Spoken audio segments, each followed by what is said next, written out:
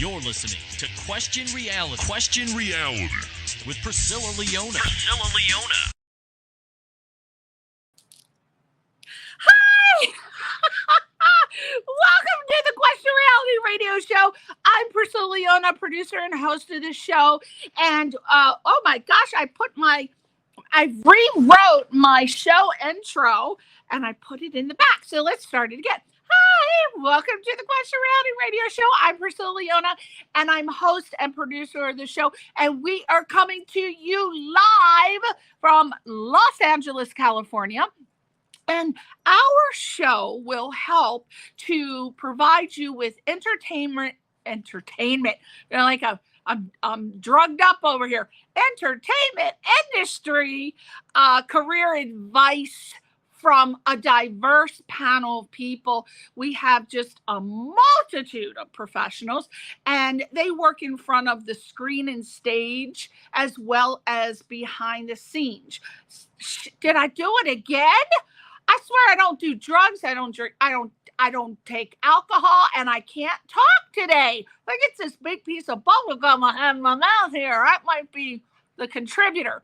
So the panel of guests that we have on the show are Oscar nominees. We have Emmy Award winners, Tony Award winners, Grammy Award winners, reality TV stars, and just others, very seasoned professionals from show business. So from all different types of careers.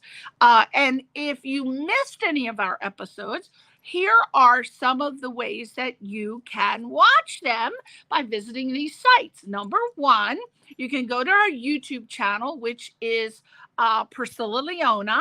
And the website, of course, questionrealityradioshow.com. Facebook, Question Reality Radio Show.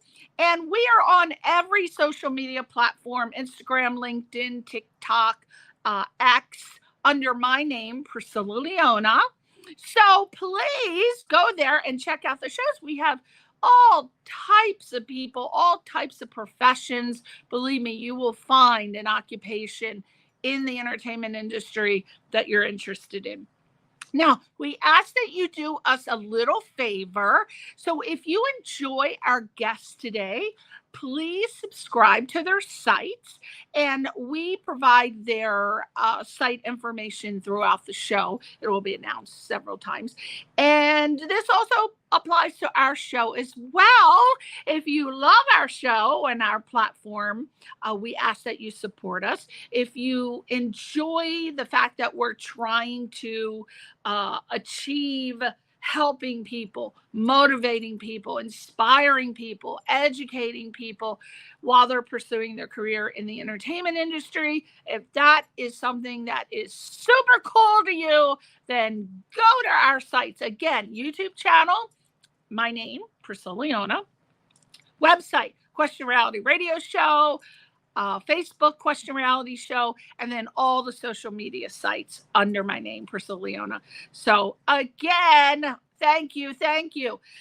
If you would, oh, by the way, we will reciprocate that as well. We have someone that actually looks and sees, oh, we have a new follower, oh, we have a new subscriber. So then we go to their site, and then of course we give a little thumb.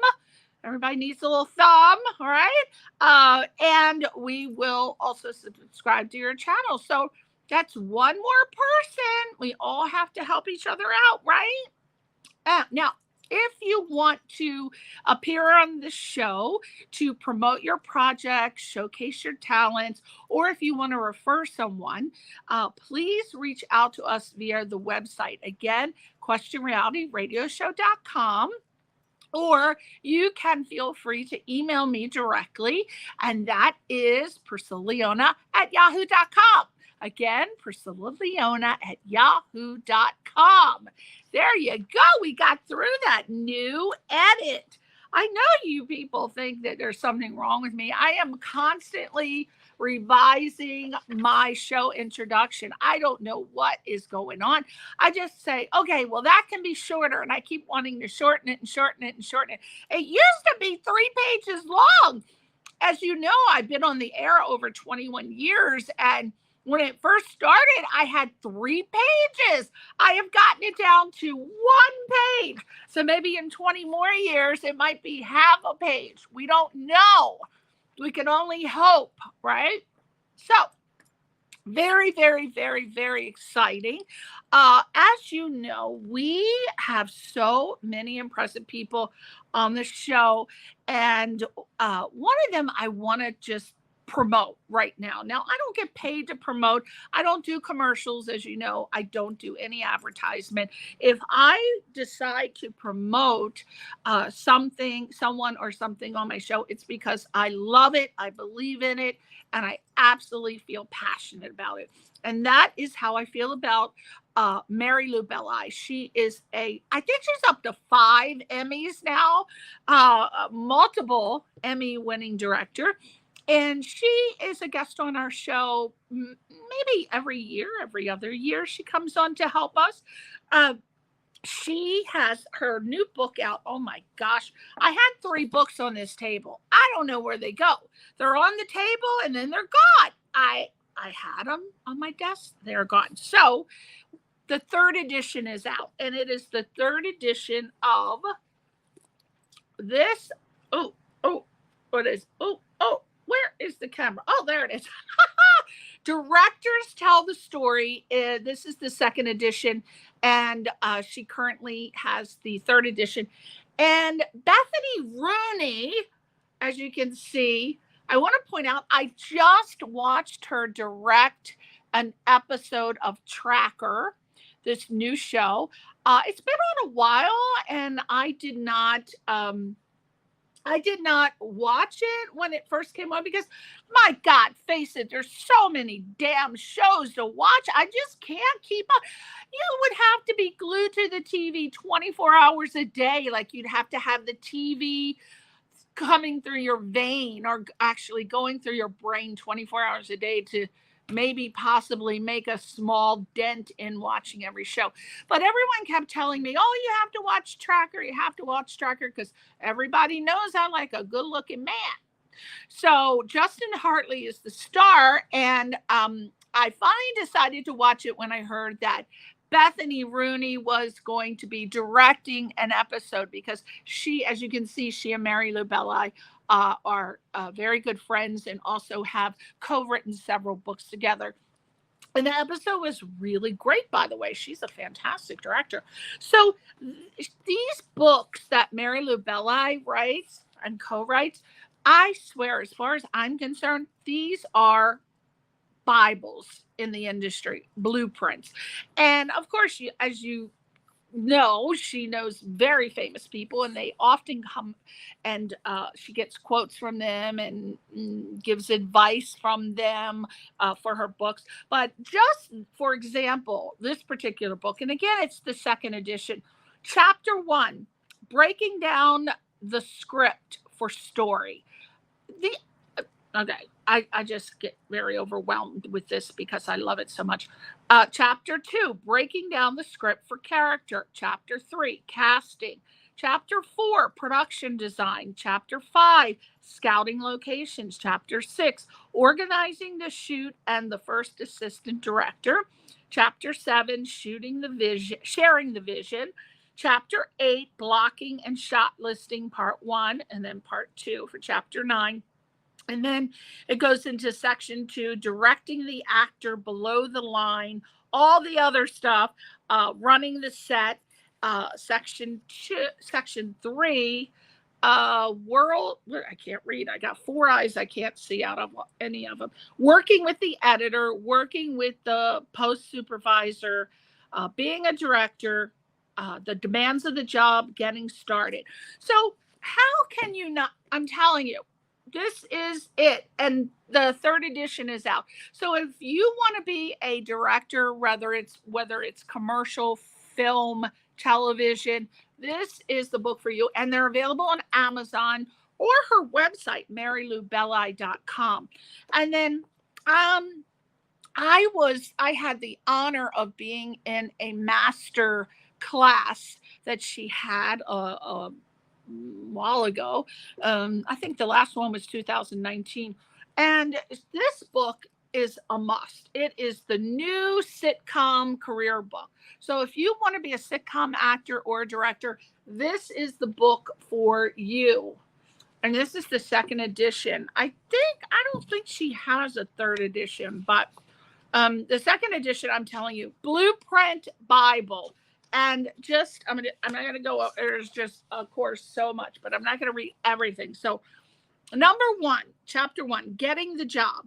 In this chapter, how to prepare for an audition, accessing information on a show, analyzing a sitcom script, how to learn by watching, do's and don'ts for auditioning. Now, you know that's very important, very important. Why K's and P's are funny. Who the hell knew K's and P's are funny? They apparently are so important when you are analyzing a script, how you punch the K and the P. I learned it in the class, but you can learn it in this book. And how to make strong, memorable choices, what to wear to an audition. It is not, try not to think for yourself if you're thinking about coming in character. There's good reasons for it, and then they're bad. Mostly it's bad, but you'll learn about it in this book. How to get your script read, advice for getting the job, audition tips, how a director prepares, career profile, and sitcom casting director. And again, chapter 2, I just read this. Monday, except when it's not, the table read. Very exciting. In that chapter, how to survive the table reading, how to best analyze the rehearsal, do's and don'ts when working with a star, stage set etiquette, how to identify jokes in the script, the role of the script supervisor, advice to the aspiring comedy writer, career profile of a costume designer. And it just goes on and on. But again, she has A-list celebrities that have contributed to the book, and and she has scripts in here, and it's just everything. I cannot tell you. I could go on about that. I could make a whole hour about her books, but you just check them out yourself via Amazon.com, because if you are serious about being professional and pursuing a career in the entertainment industry as an actor or a director or even a producer, because there's lots of tips for becoming a producer, a production assistant, a script supervisor, a costumer, get this book. Amazon.com. And also marylubelli.com. And you can email me. And, actually, I just came up with an idea. I don't know because I just came up with it. But if you buy the book, I might be able to get it personally autographed. I don't know. I haven't even talked to her about it. I don't want to get in trouble, but she's such a super kind lady. I don't think she'd have a problem with doing that if you bought a copy of her book. So you'd have to email me for that. Okay. Now, on to the exciting part of the show. As if that wasn't exciting, because that was exciting to me. But this is even more exciting. Guest for today. Who do we have? You should know by now. Oh, I can't sing. Why do I do it? Terrah. Now, check this name out. This is a star name. I think every star has it's a 3-title name. Terrah Bennett Smith. Now, let me tell you a little bit about her. Oh, look at her. Gorgeous. Drop dead gorgeous. Man, if I were a man, I'd be trying to date her ass. I'd be like, woo, Terrah. I call my digits. All right. So she is an award-winning producer, director, writer, actress, singer, Broadway performer, and as if she doesn't have enough talent and skills, she's also a CEO and a CCO. She made the suite. In business, they have what's called the C-suite, and the C-suite is when you have a C in your title. So, like I just said, a CEO, CCO. That's what does that stand for? Oh, gee, my business, my degree needs to hit me now. So a content officer, a corporate content officer. I think. Wait, she'll have to let me know. I'm pretty sure it is, though. And then you got your CFO, and there's a lot of C's, and it's called the C-suite. So as a person who's in the C-suite, you have enough on your plate. So I don't even know how she manages to do these other things, but we're going to find out. Now, her website. Oh, look at her rocking that blue. Woo! I think that's I don't know what blue shade that is, but I am loving that shirt. Boy, she dresses snazzy. She's a classy, snazzy chick, man, because I love that. And let's go to her sites. They are reclaimhaven.com, reclaimhaven.com, and also Inyani Corp, and that is spelled INYANICORP. Again, Reclaim Haven, RECLAIM Haven, HAVEN.com, and I'm losing my mind. I can't see. INYANICORP.com.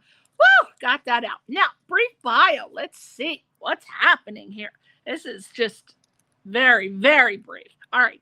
Terrah Bennett Smith has had a diverse career in the entertainment industry as an award-winning producer, director, writer, actor, singer, Broadway performer, as we said earlier, with starring roles on television, Broadway, music, in. Ooh, I'm editing as I go. In television, Broadway, music. And oh my gosh, I was shocked. Oh, I can't wait to get into this. As a Billboard Top 40 RCA Artist. Oh, I love it. And currently, she's the executive producer and star of the TV series called The Wright Turn. That's WRIGHT,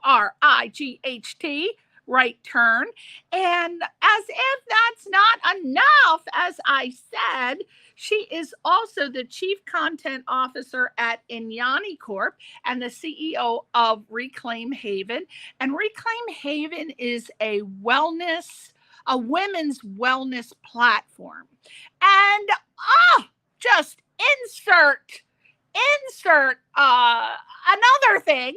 Her latest book, which is covering her exceptional career journey, is titled Bigger, Badder, Bolder, Better, and it is expected to be released soon. So we are going to find out about it. Got to probably go on Amazon to get it. We're going to find out. But without further ado, let's meet this hot, sexy, super fly chick. Hey! Talk about an introduction. What? Oh, God, I don't think it was enough, Terrah. It was enough, and your energy is so infectious that it's almost hilarious just hearing you tell. I'm telling you, I don't know what the hell's wrong with me, Terrah. I've never done drugs, no alcohol. Actually, I did puff on some reefer back in college. Oh, you know it was back in the day when you call it reefer. So yeah, I see that. It was long ago. Mary Jane and reefer, right? But I couldn't do it. I couldn't do drugs because I tried to smoke the pot, but then I ended up in front of the damn refrigerator eating a scoop of mayonnaise out of the damn mayonnaise jar. I ate everything in the damn refrigerator. I said, oh God, I'm fat enough. I can't be sitting in front of the refrigerator every day. So that was out for me. But what are you going to say? I'd have my Long Island cocktails, but no, Terrah, I can't even have a cocktail. I wake up the next day. I don't know about you, but I wake up the next day, one drink, and I got a master headache. I can't do it. The sugar crash. It's the crash. I know for me, I'm not a big drinker. I'm not a weeder. I don't do any of that. Yeah, I can't. I like girly drinks, you know. Yeah. I put sweetener in my wine because I don't like wine. So it's got to be, I like sweet drinks. But what happens is if I go out and I have a drink, it'll knock me out and then it'll wake me up at 2 o'clock in the morning with this. Yes. Energy. So oh my God. I love the mocktails. Yeah, the mocktails, no alcohol, and I feel like I'm drinking a nice, pretty, flowery drink. So now I want to like everybody else, like you belong, you know. Yeah, I want. The little cup, you know, you got your glass like everyone else. So that's I want my flower and my umbrella, and I want something blue, some blue carousel. So, my God, we introduced you, and that. As somebody that almost seems, in my opinion, just not human, like on another plane of existence, right? Let's start off with you as a top 40 billing recording artist. When I watched your videos, Terrah, and I saw Soul Train, I was screaming because that was my jam back in the day. Yes. When we were little, we were like, yeah, Soul Train, woo! What were you doing on Soul Train? Well, I was a recording artist. I was with the group entitled Altitude. We were 3-girl, group back in the 90s. And yeah, it's one of those things that you forget that it was so iconic, because as you're doing your career, what I'm learning now as a full grown adult is that to pay attention to all those little times and all those little opportunities, because you're so busy chasing a thing that you forget to stop in the moment and realize, oh shoot, I just was interviewed by Don Cornelius. And in my interview, he flirted with me a little bit. He was playing, but it was very not like Don Cornelius.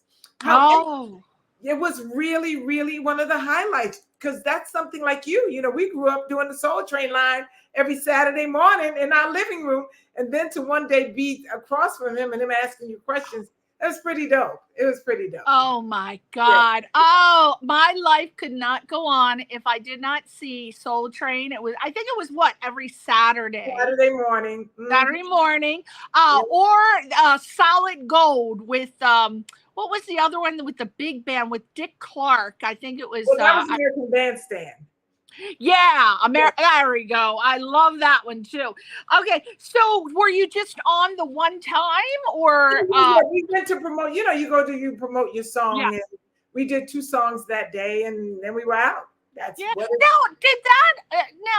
tell me. I always wanted to know. I am 99.9% sure you had to lip sync. So they played your song, right? I think I don't know why they came down on my boys Milli Vanilli when people were lip syncing. Well, because we were lip syncing to our own voices. Apparently, Milli Vanilli was lip syncing to someone else's voice. That's right. That's right. Okay. However, I know when you were a bigger celebrity, I think Al Green was the first person who, because he was a name, who went on the show, said, no, I won't lip sync. So the bigger names got a chance to do live, from what I'm told. And then, us up and comings, no, you lip syncing. We ain't setting all that sound up and all that stuff. So no, you're playing your track. You better know your song and sing your song. So, yeah.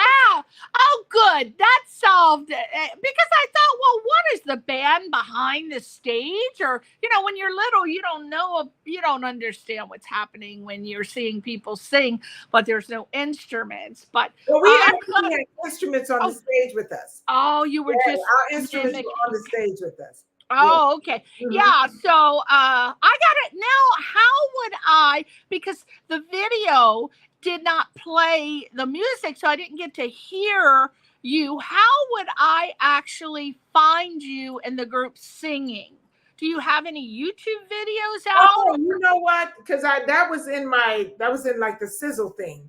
Yeah, I think it might be on my YouTube page. Yeah, and if it's not, I can put it on there. I have it. Please put it on, because I want to see it on there. There's a snippet on there. And my YouTube page is my name, Terrah Bennett Smith. So yeah, it's on that page. Yeah. Yeah. Oh, I didn't have that to add to I only had the 2 website addresses. So let's make sure that we do the Terrah Bennett Smith on the YouTube, because I didn't know you had a YouTube page. Oh, I thought I added that in there. I'm sorry. You know, it's just social media. It's too much. You got to It's keep too up with all much. these things. It's too much. I know. I can't remember anything. Okay. So then you were also a Broadway performer. So I think I wanted to know what plays you were in. I think I saw with that Venus flytrap plant. What was the? Well, that was Little Shop of Horrors. I actually did it off Broadway. I did that. I did what I did on Broadway was a play called Runaways. But I also did the Me Nobody Knows, which was a Broadway show. But I did that, the television version for Showtime, and James Earl Jones, Tisha Campbell. Who else that you might know? Because I did this show twice, and I did them both times with Tisha Campbell. The first time she was 11, and the next time she was 15, and she used to stay at my house all the time. So, so we became very close. But yeah, but we ended up doing the television version of that for Showtime. So I did that one. That was a Broadway, and then Little Shop. I actually didn't do the Broadway version. I did that out here though, which was okay. Okay. Okay. So how now? It is very, very difficult to get a part on Broadway. I mean, you know, they have people auditioning around the block, right? It is pretty much a situation where you have to be a triple threat times 3, or you have to know someone. So it's nepotism, or you have to be extremely talented. How the heck did you get that role on Broadway? You know, I auditioned my manager at the time, and I was a triple threat for most of my life because I grew up in New York. You know, you gotta dance and fly kites and sing and rollerblade and, you know, bike ride and hopscotch, everything you got to do at one time. So yeah, I kind of grew up as a triple threat. Dancing was ironic. It was funny because I never considered myself a dancer, although because I have a lot of personality. So you never really paid attention half the time to what I was doing, because if you did, you'd realize that. But I got cast as a dancer a lot. So some people thought I was a dancer, some people thought I was a singer, some people thought I was just an actress. And you know, you just went wherever the auditions were, because that's how we made our living, you know? Yeah. And so what was it like for those who are aspiring to one day be a Broadway performer, but are still doing community theater? What's the jump? How big is it? How different is it? If I could tell you that, then we'd all have a formula that we all could do. You know what I mean? Because that's the same formula as when you think about what's the jump between doing a guest star role to a series regular? What's the jump between doing anything? Yeah. I don't have an answer, because I think sometimes it's just timing, it's just opportunity, it's just preparation. You know, preparation, obviously, they say will keep you there. But, you know, I don't have an answer for that. I was one of those people that was so, and I guess I still am, I'm so driven that if I say, okay, today we're going to paint this whole building and then we're going to go up there and we're going to do a show. People will call me because they know Terrah's going to figure out how to get the show up on the roof after she paints it, and she's going to have a whole cast up there and a crew shooting it. So that's just my nature, you know. However, I wish I could tell you there's things that you could do. All you have to do, I would suggest, is that you continue loving every opportunity to the fullest. If you're doing community theater, then embrace that, because the truth is, we all want Broadway. I didn't really aspire to be on Broadway. Because I'm from New York, so Broadway meant that I couldn't hang out with my friends when they were going out for the weekend. So I was the only one on stage. And, you know, Monday nights, I'm like, hey, anybody want to do anything? It's Monday. I had off. No one else had off. Nobody wanted to do anything. So me being from New York, most of my friends were New Yorkers, and they were not in the business. So I didn't get to hang with them. So Broadway for me was kind of like, oh my God, I can't do anything with my friends. Now I'll take it in a second and enjoy it. You know, so, but I would suggest to anyone out there who's really pursuing, first of all, you got to be prepared. You know, you got to do everything you can to be prepared for whatever that show is. Understand it, understand the music. If it's a musical, if it's a drama, whatever it is, you need to know it. Don't walk in there singing a legit song when they want a belt song. You know, you got to know what fits you and make sure, because I had a friend of mine back in the day who would, she's a very legit singer.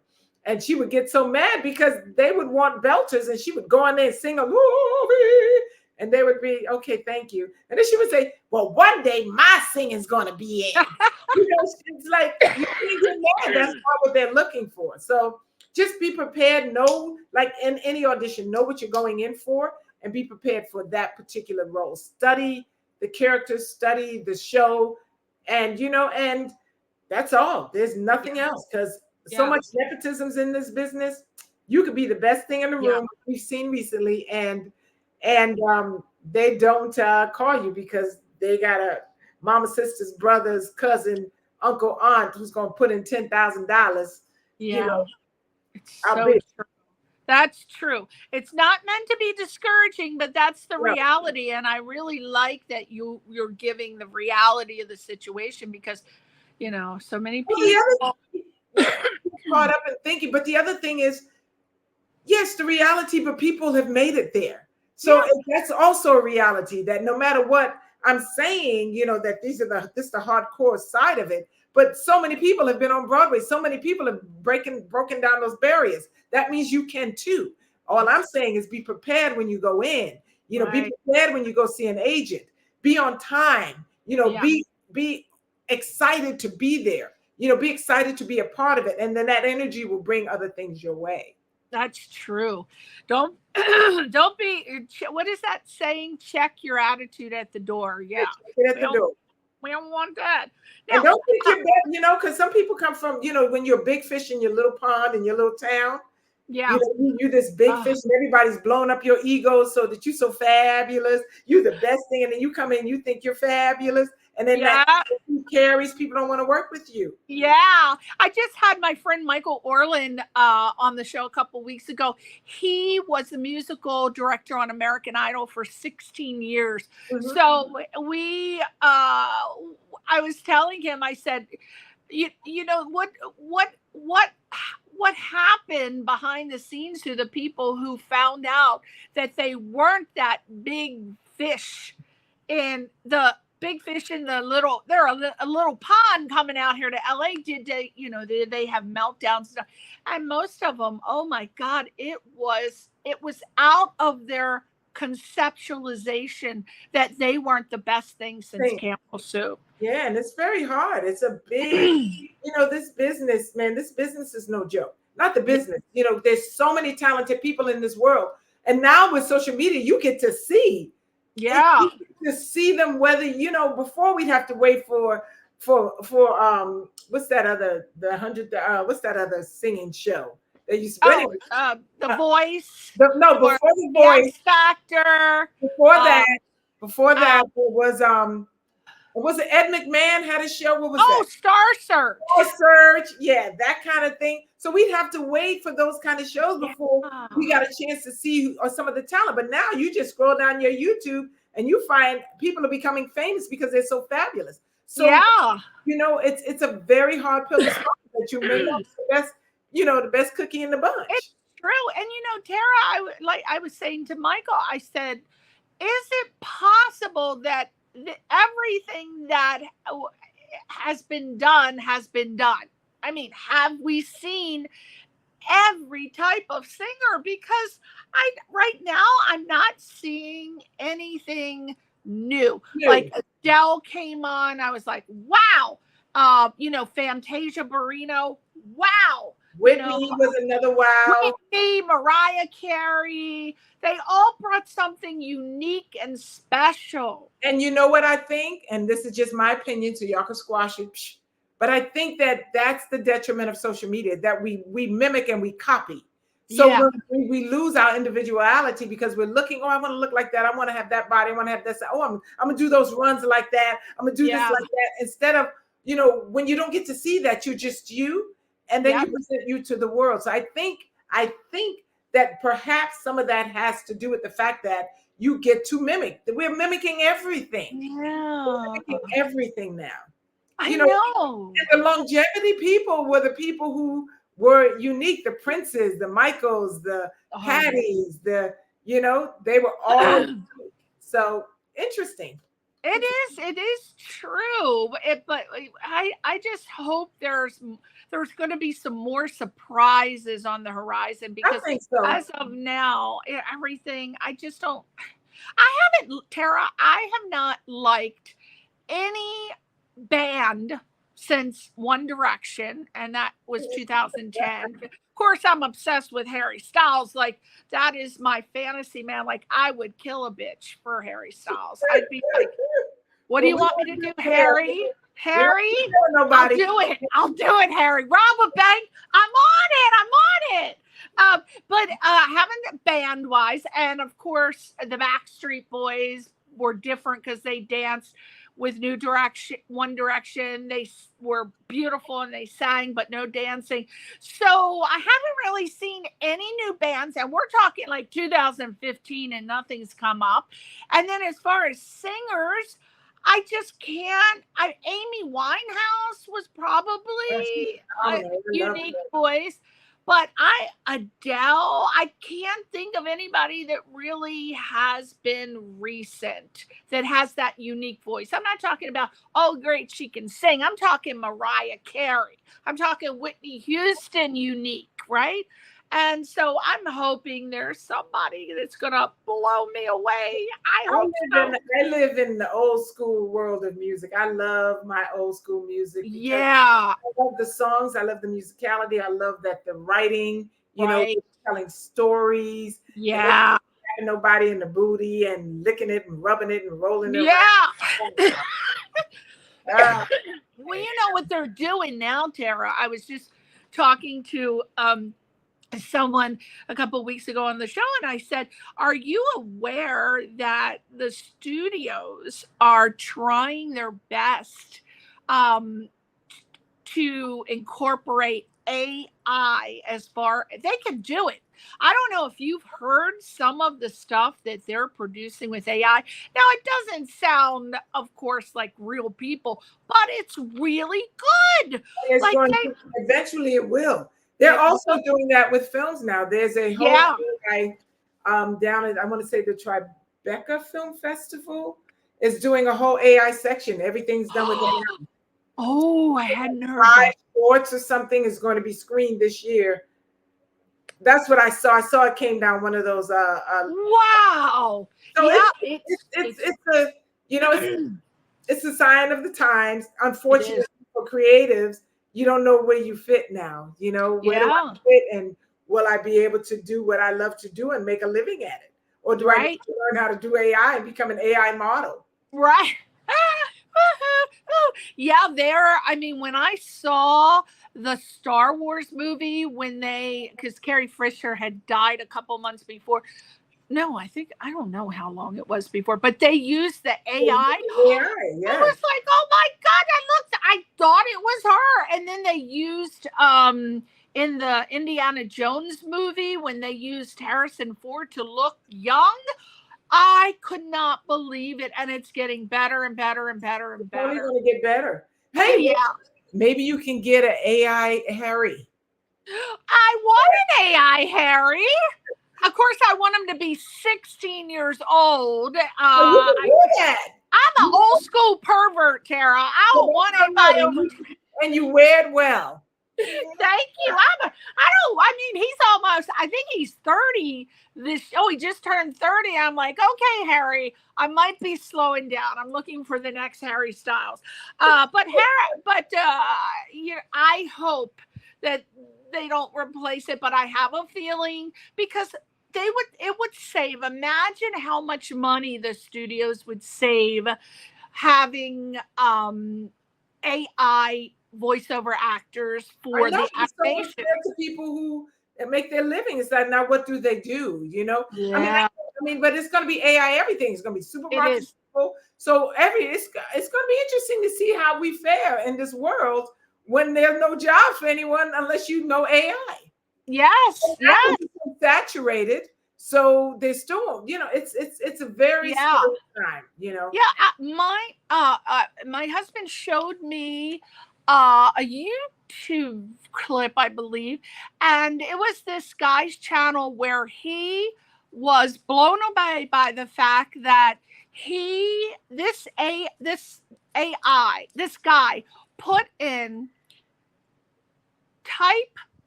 play a rock song and make it sound like a rock song, but use the same verbiage for a country song and a blues song and this song.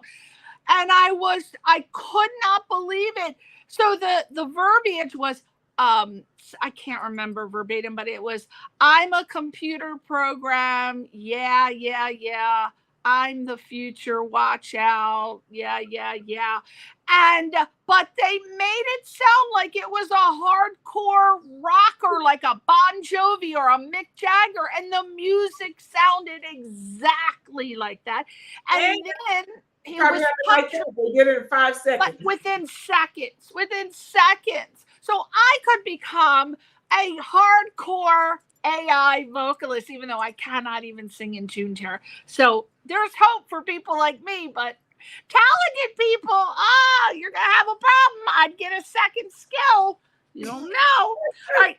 So what now I have here that you are an award-winning director, writer, producer.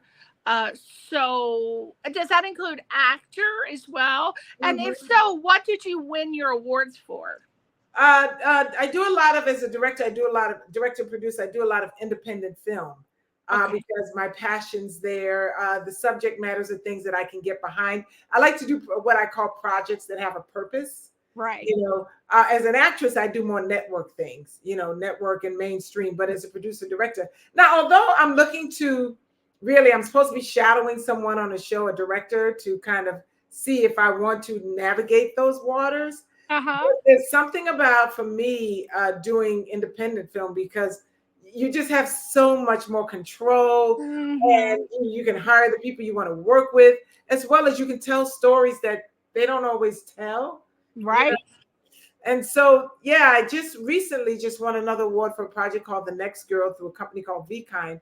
And we're getting ready to do it was a shorter version of it, but we're getting ready to do the feature version, hopefully, coming up. So, I do things like that, Okay. Yeah, I love independent film. I'm producer on all kinds of independent films, and we have won so many awards. One of the films that I was producer on, it won 36 film festival awards. I'm a film festival multiple award winner. So you are the same, my sister. I specifically love Christmas movies. That is what I do too. It's my favorite, and I have one that I'm working on getting produced. It's like I have had this film. I wrote it so long ago, and a few years ago, more like 10 years ago, we had Betty White attached and all these people, and then the money fell out. But it's one of those things that I won't. Somebody would say, "Why don't you sell it?" It's like, I don't want to sell it. This is one I have to direct. This is my baby, and I watch Christmas movies now. I just watched them the other night. I am a Christmas movie junkie. Do you know, during COVID, in 2020, I watched it was 114 Christmas movies. I said, there's something wrong with me. Was this during COVID Christmas time or just COVID period? Oh, COVID period. Yes. So 2021. The fact that there's 100 and something Christmas movies. 114. Yeah. But it's out when it's not even Christmas time. Tells you how saturated. No, just Christmas time.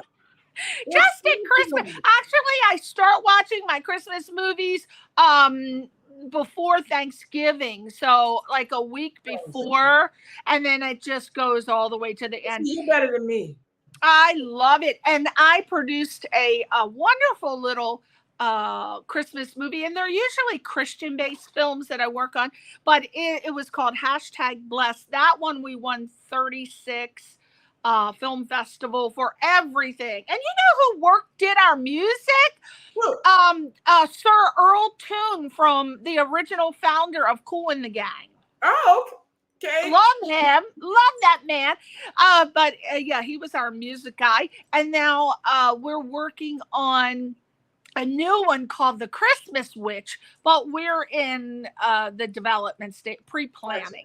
We're actually, yeah, so it's going to be a while. And I think some of the scenes they're going to shoot in Germany. But I just love Christmas films. My goal is to be in one. I have yet to be in too. Everyone, I want to be in a Christmas movie. Put me in a Christmas movie. Oh my God, we have the same dream. Okay, so my friend Alan Hooper was on the show. He's A-list casting director. He cast for Modern Family and Superior Donuts, and now he's casting for Frasier. And he said, well, Priscilla, I'm sad to tell you, but we just wrapped our Christmas episode on Frasier. I said, are you kidding me? How many times have I said, please, I just want to be an extra.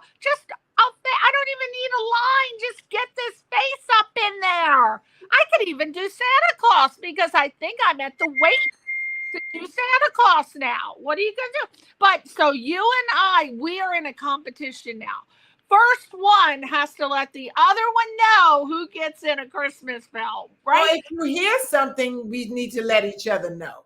Because I'm all about pulling a friend along. If I miss something, I'm like, come on, girl, there's Christmas movies happening. Let's go make it happen. Right. And the competition will be whoever gets there first has to treat the other one to a mocktail. A mocktail. Yeah, there you go. Are you in LA? Do you live in LA?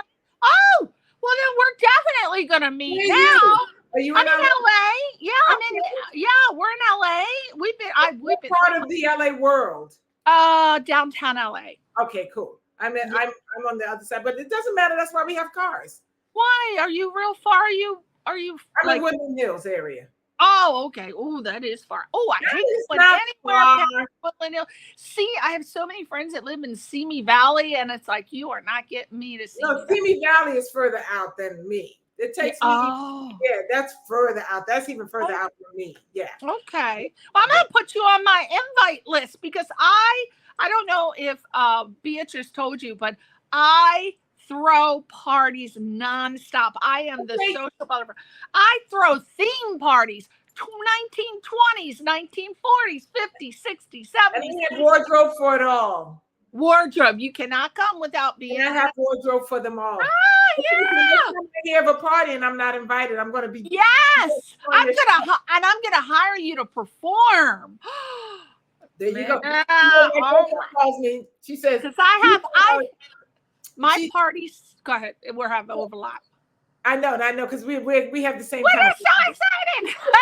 My girlfriend calls me the facilitator of fun. She said, Terrah, wherever you go, people get up dancing. They will ask me to come just to make sure people will dance and have a good time. Because when I come, if you're playing music, why are we sitting down? Come on, I get everybody on. You know, over here by me at the Topanga Social, the Topanga Mall, they set up this whole new social area. So they have bands that come to the food court area, the high-end food court area. So I'm at the food court area partying. I said my life has been reduced to partying in the food court. Hey, I don't care where you are. There is no place you're going to stop me from getting my rock on. That's right.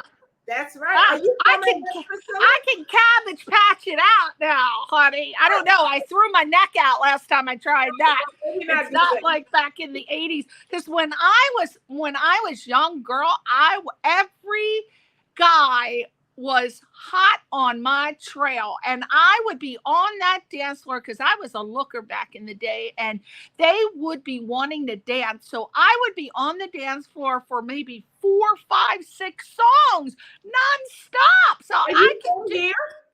No, I'm from Connecticut, East Coast. Which part? Monroe in East Fairfield County. It's where we born. Yeah. And then, I'm a New Yorker, so I did shows in Connecticut. Yeah, and then I went to Maryland. I moved to Maryland. I went to Towson State University in Maryland, and then I met. I don't know if you remember this movie Arthur with Dudley Moore. Do you remember that? in New York City. Yeah. So I met him, and he said to me, he was not many people. Ross or Dudley Moore? Dudley Moore. Okay. Not many people know that he was a classical pianist. So he had come to Maryland to play a concert at the Joseph Meyerhoff Symphony Hall, and he was staying in a hotel. And my girlfriend, she was a 6 foot tall, blonde, blue-eyed goddess, like a Viking, and he was so in love with her. When he saw her, he went crazy. So he followed her all around the hotel, and she's like, well, I cannot entertain you. I'm off duty. I'm going to see my friend Priscilla. She's directing the Grapes of Wrath community theater, just community. And he said, well, can I come with you? So he came to the play, and that's how I met him.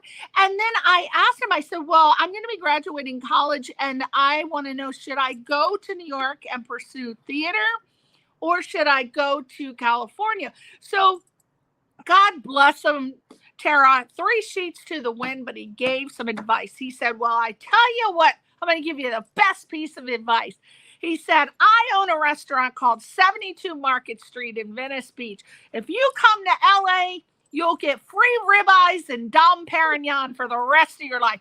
I said, son, LA, here I come. Did you get your ribeyes? I came, yes, I did. He honored his promise. I got my ribeye, my Dom Perignon.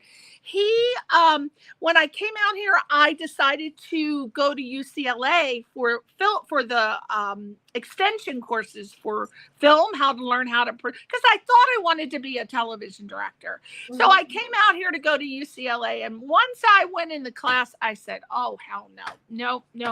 I don't want to learn about the camera. I don't want to learn this and that. And I just want to direct, but you can't just do that. And unfortunately, Terrah, I had this guy as a teacher. I won't mention his name, but he said, wait till you hear this. He said, so there were only 3 females in the class. The rest were male. And he said, well, I just want to start this class off by telling you, if you happen to be female in this class and you think you're going to be a director and you're going to be directing big action films and this and that, he said, the most you will ever do is direct rom-coms. I was like so discouraged, Terrah. And now look at it. Now take that. And then I was so impressed when Mimi Leader came out with that big, huge action film. But it was very, very discouraging. But yeah, so I came out here in 1992.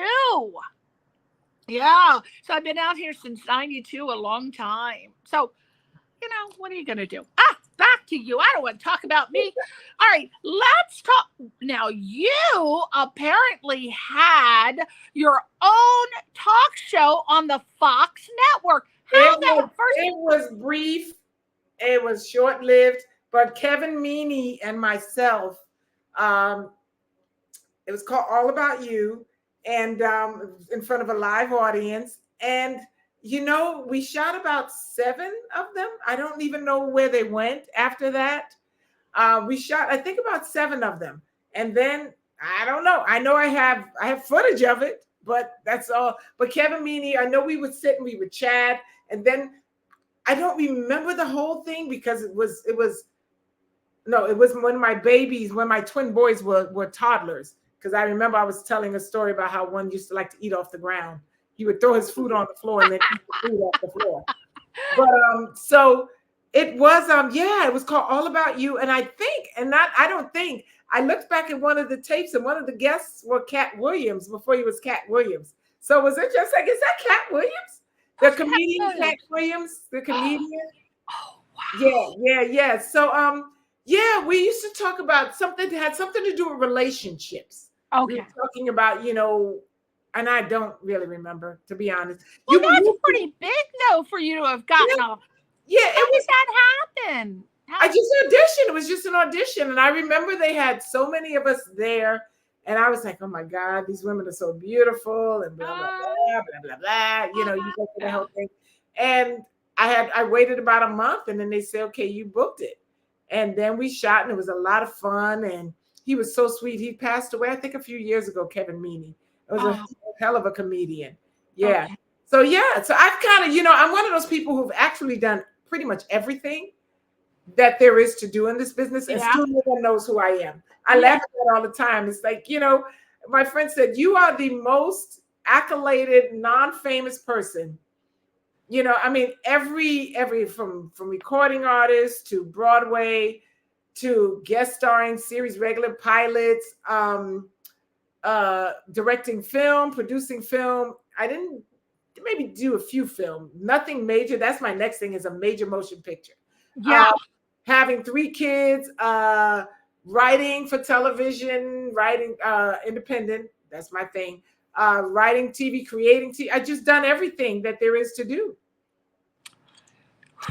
I'm exhausted just thinking about the and time. Yet you still don't know who I am.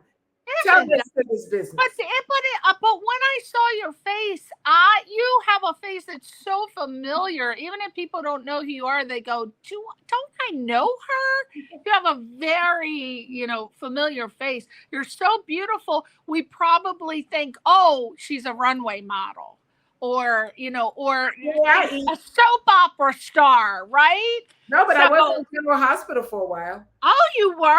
Were you on? Called Electra. She was a Jamaican voodoo woman or something like that. Yeah, she was fun. She was a lot.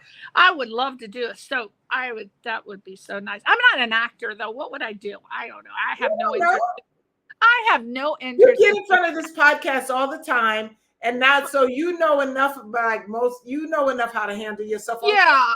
When I first started out, when I was going to UCLA, one of the people we met at a networking party, Jimmy Kimmel. Remember Jimmy Kimmel? Yeah, of course. I love him. Oh yeah. So one of it was a party where he was, and one of the people said, you have to, if you want, because I said I don't want to be a director anymore. I want to be a producer, and I want to produce film and radio. And he said, well, you need to start out being a background extra and learn every single thing there is. So I was like, oh, okay, I'll do that then. So that's what I started doing. And I loved it, Terrah. Oh my God, I loved it, because I'm not good at memorizing lines, right? So I remember in the class, I'd have a line and somebody said, Priscilla, you were meant for sitcom. Why can you not focus and learn how to memorize lines? And this is a friend who's an A-list casting director. He said, Priscilla, I would get you cast on so many shows right now. Why? I can't do it. I get stressed out. I feel anxiety. I can't memorize the lines. If it's one word, I'm good, Terrah. If it's a sentence, you're pushing it. Well, maybe you can find a brand as the sitcom reaction girl. A reality, yeah. No, not reality, on a sitcom where whatever sitcoms you go on, they know that you're going to give them the reactions. So they say, so you cut to Priscilla and she give you the eyes or the look. I'm gonna give you the yeah. That's your thing. That's it. I can do that. You got to react. Create your own brand. Oh my God, I like that idea. I like that. That would be your brand. Reaction. Yeah, I can do reaction shots. Now I gotta wait for the impresario to come to figure out that that's something that I could do. Like I could do you it. Have to do it on anything that you do. Anytime somebody invites you on anything, you give your reaction. You create it. Don't wait for them to come. Create it. I love it. Because you have the best, like when I'm talking to you now, all of these little things, how you came on chewing your gum, you just Priscilla. Onto a cough drop now. Oh. Yeah. Well, I worked, I'll tell you real quick. I I went when I was pursuing my background actor career because I was getting cast in everything because, they'll just hire you. You're a background actor, pay you nothing. I'd be lucky if I get a damn hot dog and a bag of chips, but I didn't care. I just wanted to learn what was going on the set, right? I wanted to know. I didn't care. Brought my own shit in my purse, brought my own lunch because you're lucky if you get a hot dog on those sets with the independent films. So back in the day, I went to an audition, Terrah. I didn't know what it was for. I answered it. I don't even know how I got it. I think Actors Access. No, maybe not. No. What was the name of that paper that you used to look in? Backstage West. Yes. I called and auditioned for what I thought was, it was the blue toe woman or woman with blue toe.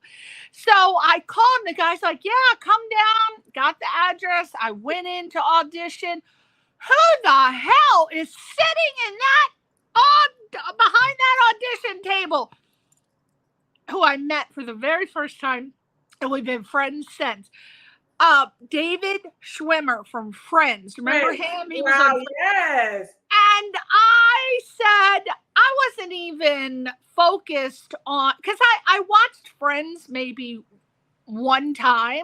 That wasn't a show I really liked, but I knew him, right? Because my cousins were obsessed with it. And I said, of course, oh, you're that guy that's on that show. What the hell is it called? I know there's people and I don't. And he said, Friends? No, it's not it. That's and he's like, oh, okay. And he said, well, when you find out, let me know. Oh my God, it was the most embarrassing. Hilarious. But do you know what? He cast me for that damn movie. It was called Humanoid, and I got cast as the blue-toed woman. And I even got a line because it was supposed to be just a woman with a shot of her toe that's blue. He said, I have to have you speak. So he had them write me like one line. And that's it. Personality, man. And he's lovely. And then we find out that our birthdays are the same day. I'm November 12th. I'm Scorpio, and so is he. What sign are you, by the way? Cancer. Oh, so we're in the same triad in the water signs. Yes, Scorpio, Cancer, and so we got along very, very well. And I just have had such a journey. Weird things have always happened to me. I ended up getting an agent, even though I wasn't looking for one. He called me up and he said, he was from New York. He said, so my friend told me that you want to be an actress. I'm like, no, but what do you got? And he said, I want you to go on an audition. And he sent me the address. I go over to the LA Opera. I'm thinking, what the hell am I doing here? I don't sing opera. And it turns out it was an audition for a supernumerary part, which is like an extra in opera. But it was for the opera called Der Rosenkavalier. Well, I'm riding with this guy coming up in the elevator, and he has on this fringe hippie jacket. And I said, oh my God, that's just like they wore in the 60s. Is that authentic? And then we're talking, and then he's talking, and he's saying that. And then next thing you know, I go in this room, there's like 100 people in this room. I said, oh my God, they're not going to make me sing. Because my agent, I'm not going to mention his name, God bless him, he would send me to things I wasn't even qualified. Singing auditions. He would send me to things I wasn't even. He just threw anything against. He just wanted me to go because they're supposed to have, agents are supposed to have a certain amount of people that they send. You know, that's a whole different story. But so I went and I'm standing there. All of a sudden, the guy who comes out, Terrah, it was the guy I was in the elevator with, and he was the director. And he cast me as the widow. That was the character name, the widow in the Der Rosenkavalier. So most of the parts I've gotten have been completely by accident, but they were so fun. There's never any accidents. Everything's aligned perfectly as it's supposed to be. Well, there's been so many stories, but it's got to be about you. I could talk to you for a million years. So that's why you got to invite me to your party. That's right. You are so in. You are so in, girl. All right. So you were also a mentor and a motivational speaker. What topics did you? Well, the mentor, I do a lot with young people. One of the things, I have 3 kids. I have a set of twin boys and a daughter. Daughter's older. And one of the things I told them, I said, you need to start a business before you're 16. Now, it doesn't have to be successful, but what it does, it teaches you how, it exercises muscles that most of us, don't get to utilize because we don't know how, especially when you come from a creative background, and my husband at the time, who's still my very dear friend and family, we are both creative people. So, our kids kind of melt in the creative world. So I said, I want you guys to start a business. It doesn't have to be successful, but what it will teach you is that how to take nothing and turn it into something, and how to run something, and how to be creative, and how to think out of the box. So when no one's hiring you, or you think no one's hiring you, and you look around your house and you go, well, shoot, I got 12 pair of tennis shoes you got a shoe store. Bam. Yeah. But those are exercises that you learn by being creative and starting your own business. So my sons, they always had a little business since they were, I would say, kindergarten, first grade. They would get up in the morning and they would collect things around the house, put it on a table, and they say, the store is open. And we have to go buy back things that we never even paid for in the first place. So that was their first business. And then they had then they did a lemonade stand, not even a stand, a lemonade in the garage with, it was so bad. I had to go run tell all the neighbors. I said, look, you can buy the lemonade, but do not drink it. They would find water bottles under the old tires and pour water in it with the powdered lemonade. And soak it up, and they would love, and line it up. My neighbors would come and buy the lemonade. I said, throw it out. Oh, drink it. A little business. So one of the things that they did, that they decided when they were 14, the business that they really wanted to start was a film festival. Yeah. So I mentored all the kids. They had the CNC Teen Hollywood Film Festival that ran for about 6, 7, 8 years. From the time they were 14 to the time they almost turned 20. And it was one of the best festivals for teens, run by teens. So I would get, you had to be between 13 and 19. And so that your films had to be made by kids those age, and then it had to be run by kids those age. So I would mentor how to run the business. So my sons, became these business, they were speaking everywhere, and people would come in, and I would mentor all these little kids. And then I went on to work with Yo Valley, mentor those young people. I mentor adults too, who want to get involved in the business, really teach. And I mentor parents, because some parents, they get the idea, oh, my child wants to be a star and star. And my thing is, teach your child, if you really want to be in the business, teach them the skills, because the skills will carry them. If you're that's public speaking, that's job interviews. That's my kids slam every job interview they go on, but they also have their own business. They slam it because of the tools that they were given. So it's not just about, oh, we're going to be a star, I'm going to be a star, because guess what? Everybody's not going to get there. That's right. And the most talented people are sitting at home. Yeah. Some people sleep their way to the top. Others have nepotism, and some just find their way in. But you know what? If you don't have a you might be sitting at home watching, so that's the deal. So learn how to take those skills and parlay it into something that will benefit you in life. Right. I used to have a school with a friend of mine, Andrea, called Empowerment Arts Conservatory. And in the morning, the kids would take classes, dance, acting, and music. In the afternoon, they became production companies. So with the skills that they used in the morning, they had to now become a business and turn that into a business. So I'm all about empowering in that way.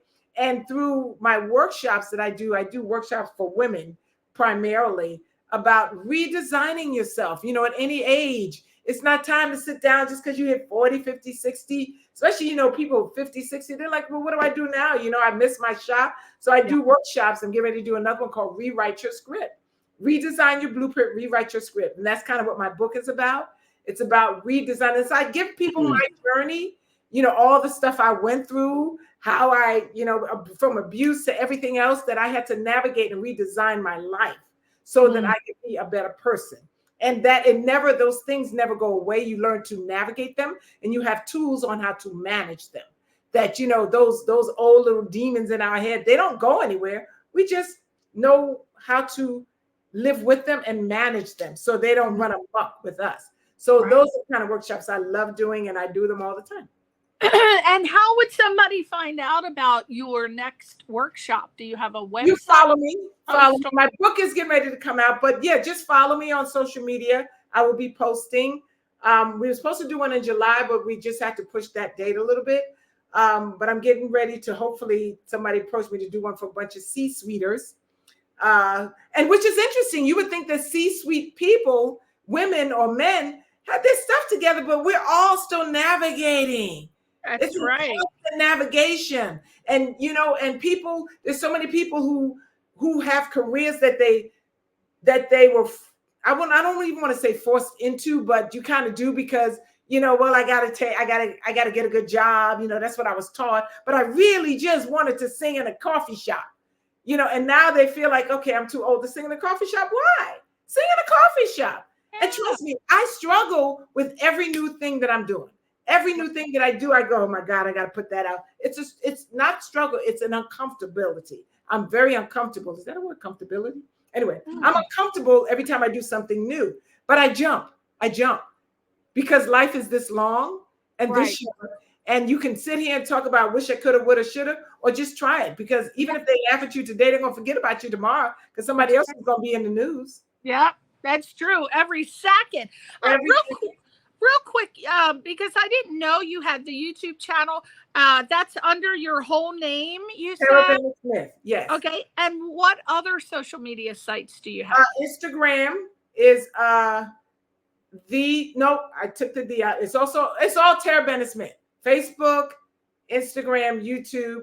I'm trying to find you under Terrah Bennett Smith on Facebook. I couldn't find you. Really? Because I should be there. I was just on it today.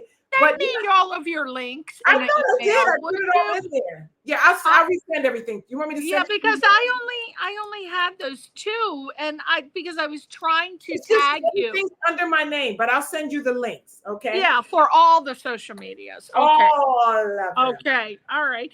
And so what is exciting for you is that you have recently become part of the C-suite. Now, people don't know what the C-suite is. That is, for our audience, that's someone who's reached the C title, like CEO, CFO, CCO, and there's probably a whole bunch more. But tell us about you becoming the CCO, Chief Content Officer of a global entertainment company called Inyani. So, tell me. Yes, this is exciting to me because I met the CEO, Michael Fisher, at an event and wasn't even thinking, I didn't even know what a C-suite meant because I was creative all of my life. So, and it's funny when I tell people recently about, they said, what's a C-suite? It's all the people who are creatives. No one knows, but the corporate people, oh yeah, C-suite. But anyway, so I met Michael Fisher, who's the CEO, at an event, and we just started talking, and I was trying to pitch him some of the projects that I had, and it just kept evolving from one thing to the next. And then the next thing you know, I'm helping him find talent for different projects and helping him with putting packages together. Because when you have learned and have an understanding of pretty much everything in the industry, when somebody asks you something, you can pretty much know how to figure out how to do it. And that's kind of what happened. And then they were doing some shifting within the infrastructure of the company. And they offered me CCO and partnership. So I'm now one of the partners and CCO of Inyani. Wow. And that's redesigning my blueprint. I redesigned my blueprint and I rewrote my script because I'm going to tell you something, Priscilla. Right before I met Michael, I was sitting in my bedroom and I said, I need bigger now. I need bigger, bigger, bigger, bigger, bigger. And bigger, better, bolder, better. Being bigger, better, bolder, and better. That's right. And that's what we all need to be. Be bigger, bigger, bolder, and better. Wherever you think you are now, Be bigger than that. Be better than that. Be That's bold. right. Be better. Try to do it. Try your best or die trying. Now, what are your job responsibilities as a CCO? What does one do? Well, primarily as we're gearing up to do projects, I'm basically in charge of all the projects. I decide what projects, who we hire, anything on the creative end of the projects. I'm the person that you come to. I have to make the decision whether we even want to take this project on. When we take it on, who we're going to hire, all the stuff that they're project based. And what we haven't talked about is what the company is. Isn't it a film production company? It's a film production company, but Michael's background, because I know he was also on your show, and his background is music. So we do dabble in doing some concerts, but our projects are really like what I love, purpose driven. They have a purpose, and they're bigger budgeted projects, but all of them are stories that have not been told, but they're very commercial, but they're stories that have not been told. And they also teach, we learn a lot of history, because one of our scripts called Uprising, which is one of my favorites. I ended up co-writing it with Michael. I didn't at first, but then it needed some work, and he and I worked on it together. But I was reading it going, wow, this is so interesting. All of the history, and Michael is a history buff. He knows. I mean, I can't even keep up with half the stuff he just says. Sometimes my little creative brain just goes, okay, good to call me when you get to the end, because I left you a long time ago. Because he can rattle off that stuff like yesterday. And I know we were talking about, we started talking about Milli Vanilli. I don't know how, but it turns out that he knows all about Milli Vanilli and the guy who was in charge. And then he brought up, there was another act. What was the name of that act that, see, Michael just right off the top of his head. It was a South African act.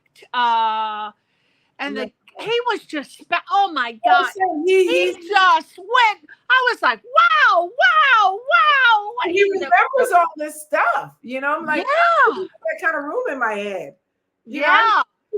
But he's a brilliant man. And he's got a very, very, very big vision, very, very big. He's got a big passion and a big vision.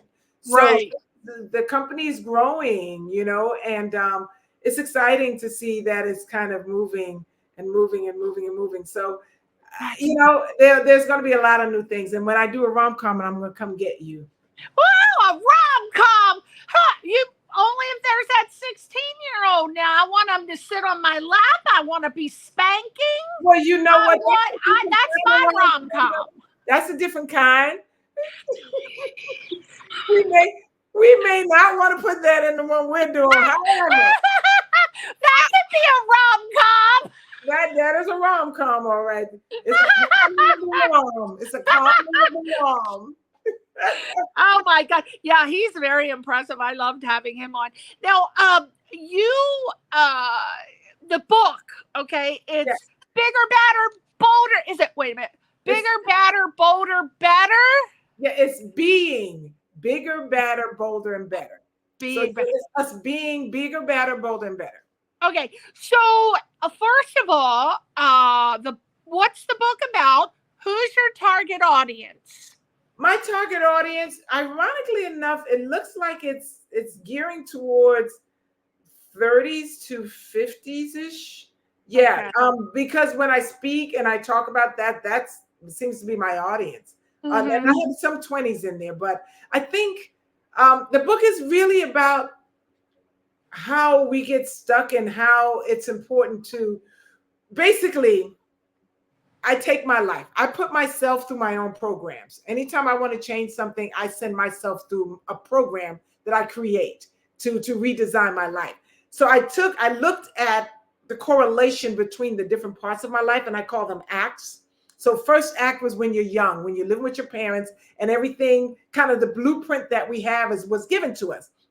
What we eat, what we don't, how we say things, whether we think we're pretty enough is because somebody said you were. And then all of those beliefs, that blueprint comes into manifestations. All of a sudden now you're getting a little bit older, and now you're, if you were told you're beautiful, you walk in beautiful. If you're told that you're not so pretty, you walk in feeling not so pretty. If you're told that you're fat, or if you're told that you're skinny, if you're told that you're extra smart, whatever it is, that blueprint that was set is what we carry with us to the next part of our journey. To the next part of our life. So I do the correlation, taking you down my journey so you can see how I started to oh my God, if I don't fix this stuff that's in this blueprint that was given to me, this part of my life is going to be what carries me to the next part. So I started looking at my life in acts. There's 3 acts. There's the beginning act, the middle act, and then this act. So the first act is the blueprint.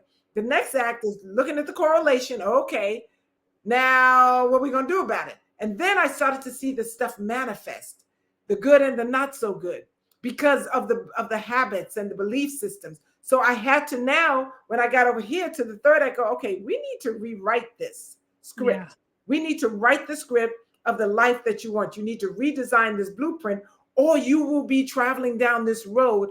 And I noticed it because I went through an abusive situation. My mother went through an abusive situation. And I really started to see the correlation between what my little girl brain had thought was real and thought was something that we should do and have in our lives as being an abuse. It became the norm for me. And I didn't know that I had to have that situation because I didn't understand it. It's just what I attracted to me. So at that point, I had to go, okay, either you're going to fix this or you're going to move to your next part of your journey, and that's going to be part of it. So it's really about rewriting. So it's a workbook, exercises, and I do the same thing in my workshops. And women have so much fun because they get to create lives that they never even thought was still in them.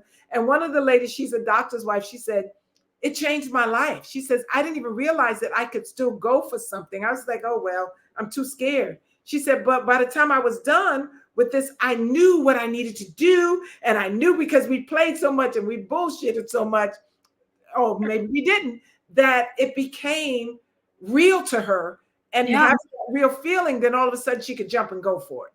So that's kind of what the being bigger, better, bolder, and better is about. Wow. Now, where is, has it come out yet? And no, it hasn't come out yet. I'm debating right now because I've never done this. So I'm talking to a friend who has some publishers, but I'm debating whether to go independent with it and just deal with the workshops. Self-publish, but there's so much work you got to do. And that is the part that I go, ugh. But I think I'm taking a couple of workshops and things, and the gentleman who teaches people how to self-publish and really make money at it and grow their brand. So what I'm doing is really tying it to my workshops so that now it kind of has its own audience. Hopefully it's going to take on the life it's supposed to take on, so just opening it up and being prepared is going through its last proofing and checking and all of that stuff. So. Right. What software are you using to write it? Okay. You're so funny. I love that look. Well, a friend of mine who published a couple of books, he came in and he gave me something. And he says, put it in here. Now, and I put it in there. So now it's in there, but I don't know what it is. So, but when I get to the next phase, I'm going to start working with people who've done it because my brain doesn't even want to do that. It's very hard. It's very difficult to write a book. Yeah. And there also is an option for you to get a ghostwriter. Now, that's not somebody who's the book is written. Your story. No, the it's book just is somebody. Written. Yeah. You know what ghostwriting is, right? Yeah, but my book is written because I'm a writer. Writing. Okay. I don't need a writer. I just need a proofreader and all that. Editor. My daughter's that's what she does. So I got other people. Okay. Yeah, the book is ready for the next final Are stage. you sending it out? Because I know that people who write books send their query letter out, right? I have someone who's helping me with that. Just in case. So I have that side and I have the indie side working. I had a friend, God rest his soul, he's passed on now, but he was a writer.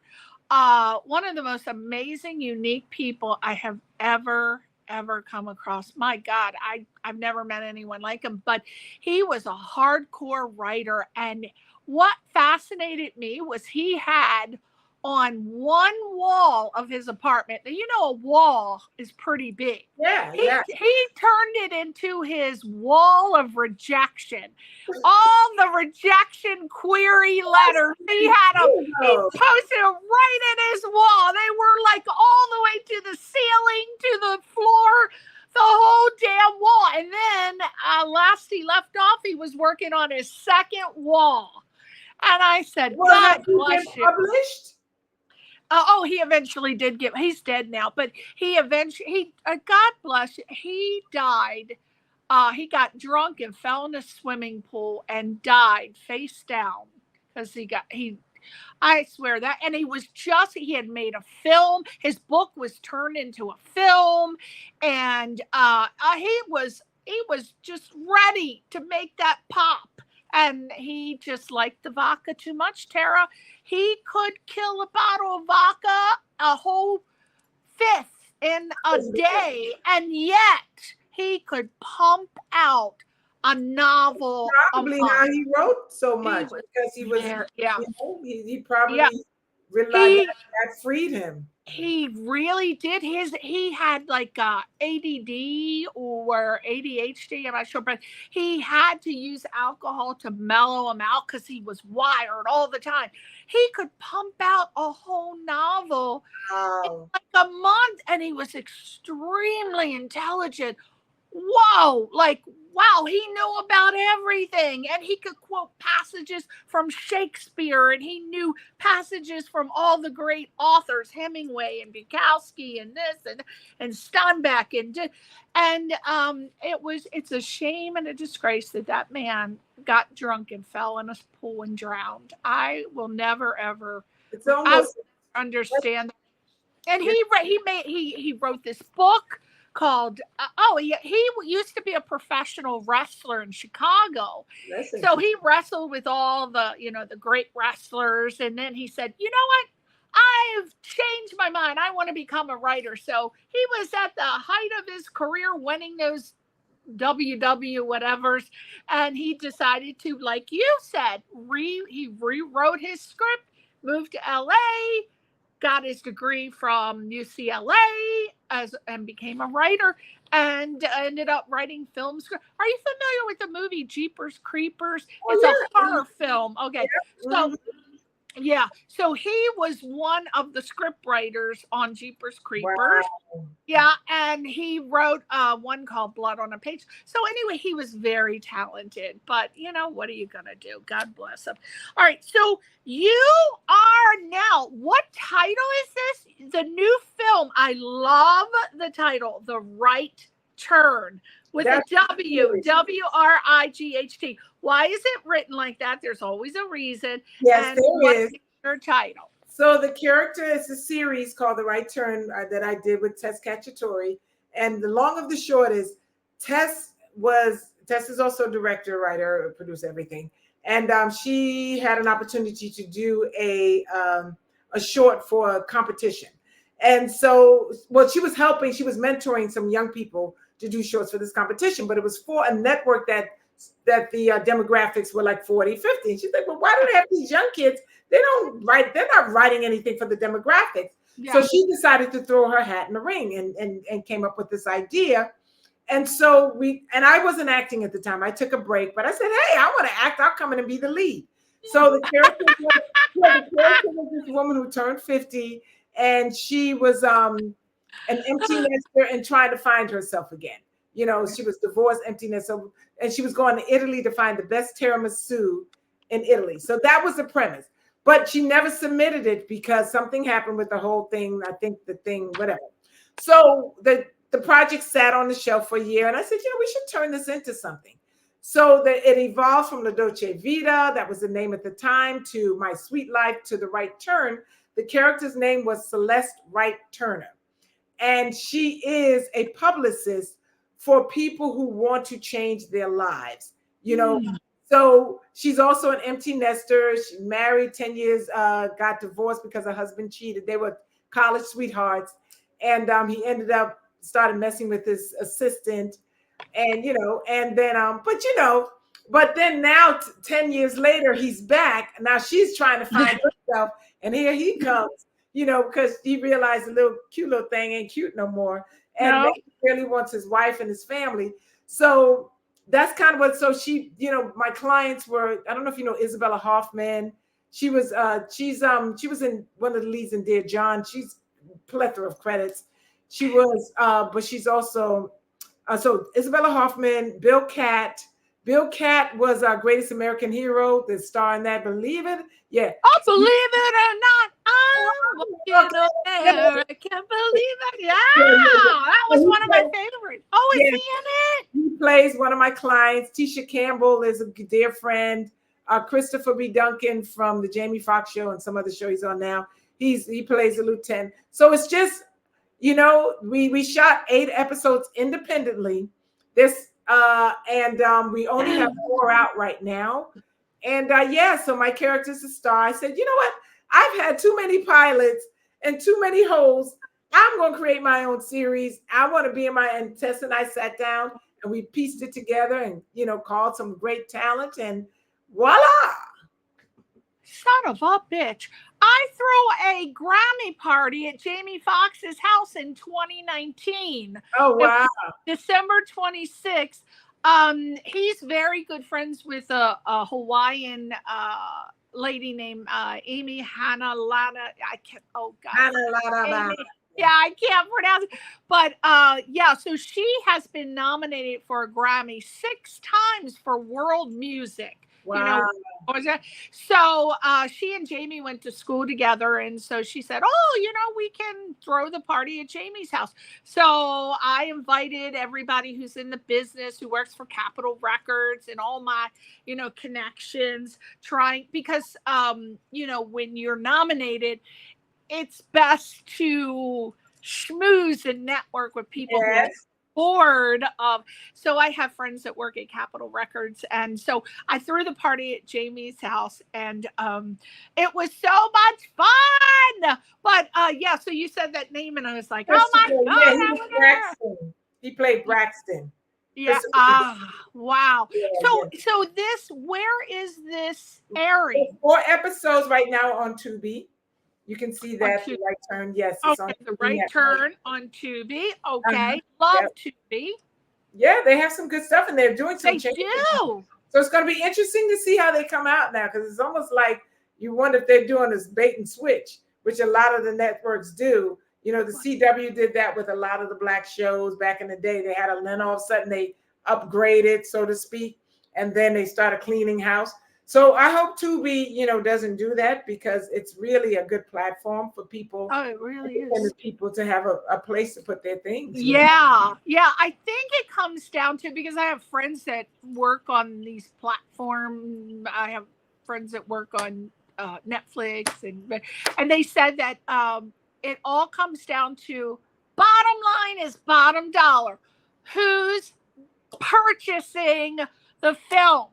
Who is, or if they're free, how many people are watching it? What are the analytics? So you have to constantly be promoting the project and keep people watching, because they only allot a certain amount of time on Tubi and Freebie and Crackle and all that, and then they're going to pull it if it's not getting views consistently. So that's why my tip for people who have shows on these channels is never stop promoting them, even though it may have been a year or 2 years. If it's still on the platform, keep promoting it, because if you're not getting the views, they're going to pull it and they won't put it back.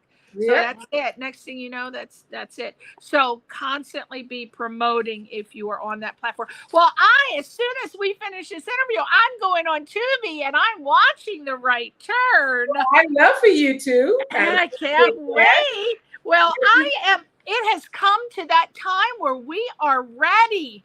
Albert, are you ready? We are ready to watch Terrah's video clips. So we're going to play 3 of them. The first one is going to be the PR trailer.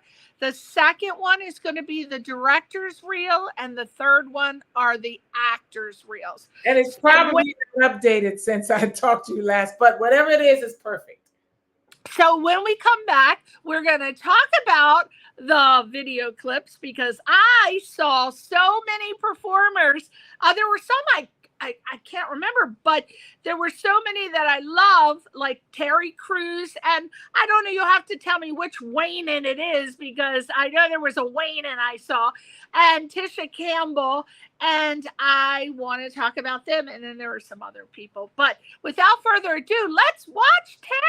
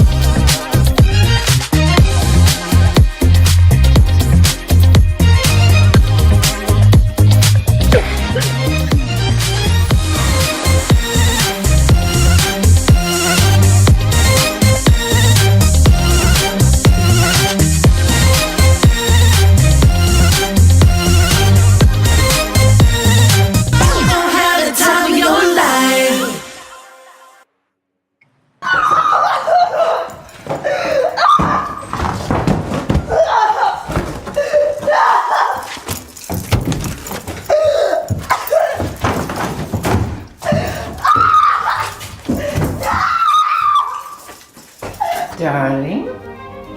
Hello, Mother. Well, Kenneth texted me, said he was doing some last-minute business in his study, and he thought that I should check on you. I'm fine. Listen, tonight is a big night, okay? So don't let a little spat ruin it for everyone. I don't want to drink, and I certainly don't want that. Just be natural. No, you're not sweating. Just smile. Oh, it's plastic. Don't say nothing. Wait, before you say anything, I just want you to know you are so fine. Bonjour, mi amor. Girl, be fresh. My name is Jean-Claude Lee. Oh, wow. That's okay. Oh, you're so crazy. Okay. Rich, I'm a liar. We have all these people coming here today, and you want to call me a liar. Especially when I'm supposed to be in a good mood. No.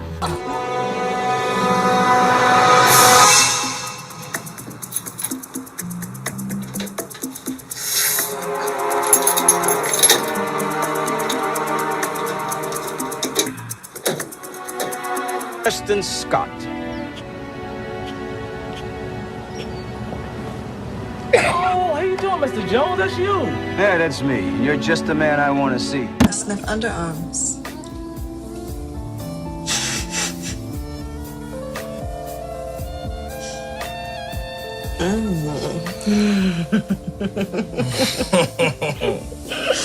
Oh, you are crazy. Beauty, brains, and humor. I love it. I love it.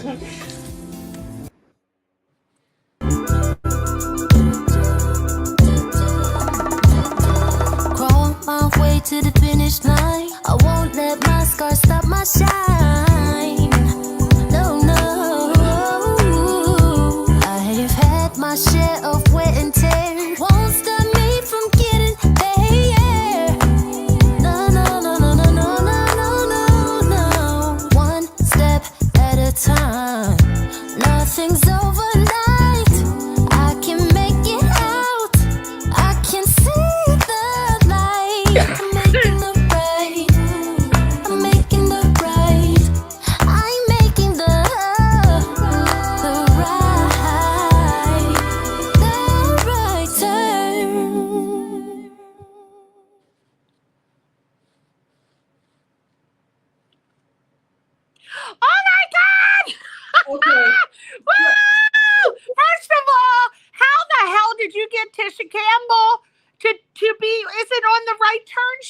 Wright Turn, right?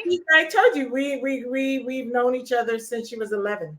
Oh, I see. Well, that is about relationships. You know, everything in this industry, like you're saying, it's relationships. Yeah. And when people like you and you love them and you've had their back, most of the time they show up. Every now and then they don't. Yeah. But let me clarify that there was no acting reel in there. The first one was just a kind of PR reel. The second one was my directing reel. And then the third one was the sizzle for the Wright Turn. Yeah. So was in there. Yeah. I noticed that. Because was that in the director's reel, there's one show called Extraction that I co-directed with Shelley Robertson. We were producing, directing, starring in it. So she and I, so I don't want to take all the credit for that because if she was in the scene, she directed. If I was in the scene, she directed, she was in the scene, I directed, and then we co-directed some of the other scenes together. So I just want to give Yeah. Well, I copied and pasted that, and it said actors reel, but as I was watching it, I realized that is not the actors reel. That is for the Wright Turn. That's the opening credits. Which, if you got it, you can see how much I paid homage to that girl and Mary Tyler Moore. It has that kind of it does. The hands going up in the air. Yeah. Those were oh my God! I wanted to see what else you were gonna wear. I'm like, God, this woman is a fashion plate. Well, you know, it's so funny because when you do an independent, you get your clothes out your closet. Yeah. So for a long time, I couldn't wear any of my clothes because I was wearing them in the scenes and saying, well, you don't want to kind of put that out there. So that's my closet right there. Yeah. Oh my God. And you got some dance moves, girl. I like you were backing it up. You were backing it up. I was like, dance moves, my darling. You have to. We're going to get on the dance floor at the next party, right? That's right. Absolutely. So I saw Terry Crews. Right. That was for commercial for AIDS. That was like a PSA thing for AIDS. Him and Taraji. That was for that. That was done. I don't know. That was done out here. I don't remember the year. Isn't he lovely? Isn't he wonderful? As we were speaking earlier before we were on the camera, I was talking to you about how my friend Ernest Lee Thomas was in. He was in Everybody Hates Chris, and he was Mr. Omar. Tragic. So he worked with Terry Crews and also Tichina Arnold. Oh my God, I love her. Do you know Tichina? I know her too, yes. And her sister Zanae, who I was helping out with their foundation. They have a We Win, it's called We Win, and it's for lupus because her sister, who's her manager for years, has severe lupus. So she had a foundation, really trying to help others navigate it. Yeah. She's a beautiful.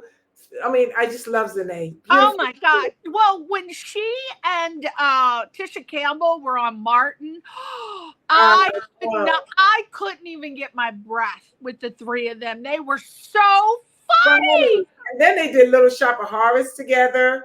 Where they I didn't know that. Yeah. They were the three singers. And then Michelle Weeks was the other one because Tisha and I and Michelle Weeks did the play together years ago in Connecticut. In Hartford, Connecticut. I think it was the Hartman Theater, wherever the Hartman Theater is. Yeah, you're right. It is there. Wow. And then, okay. So the scene. What is her name? I think it's Robin something in the scene with Jean-Claude Lee. You're talking about Robin. God, I just went left. I can't remember her name either, but she had the blue dress on in the scene. Yeah, Robin. What the heck is Robin's name? Now it's driving me crazy. I know. Robin. I keep wanting to say Robin Harris, but that's the male. No, I would know it if I heard it, but I can't. I'm going to tell you right now because it's driving me crazy now. And I feel so bad because she's the nicest person. Yeah, real. She's so pretty too. Oh, but I have to talk about what the hell. Robin Givens. Robin Givens. Yes. Now, she was on 21 Jump Street. That's when I first came across her because I met Johnny Depp, and when my girlfriend Janet Brown was dating Johnny Depp's vocal coach. He was in a movie called Cry Baby, and they were shooting it in Maryland. And so we got invited to the rap party, and that's when I got to meet Johnny Depp. And I was talking to him about, oh my gosh, so did you date Robin? And I knew her name back then, Robin Givens, yes, because we were all talking. It's another story, but anyway, she was on 21 Jump Street, so that's how I first saw her, and I remember her from that. I run into her a little bit afterwards, but I haven't seen her in a while. But she was always so nice to me. I like when people are nice in this business, Yeah, there's so many that are not. Yeah, the little monkey and the Oh, they're on ego trips. I swear, big, huge star who ran into my girlfriend, and he said to her, he pulled that, do you know who I am? I hate when people say that. Don't you know who I am? Do you know who I am? It wasn't, what's his name? The Italian guy. This was a guy who was a star of he's a huge A-list star, but she just didn't know who he was, and something happened, and he said, wait, do you know who I am? You're nobody. You're just another person. Yeah, you're nobody. But anyway, that's how a lot of them are. You'd be surprised. They're heroes on the screen, and then when you meet them in person, they're not the nicest. Yeah, but anyway, and you don't want to come across me because I really have. I'm from New York. I'm from the Bronx, and she's still down there. Yeah, you just have to be. You have to be. Always be professional and nice to people when you're starting, because the people that you meet on the way up are the same people you're going to meet on your way down. And you know what? And sometimes you don't go down. Everybody don't go down, but still, it's about how do you want to navigate your journey? Yeah. You want to be a person that when you're around, they feel happy to be around you. You want to be a dick. Right.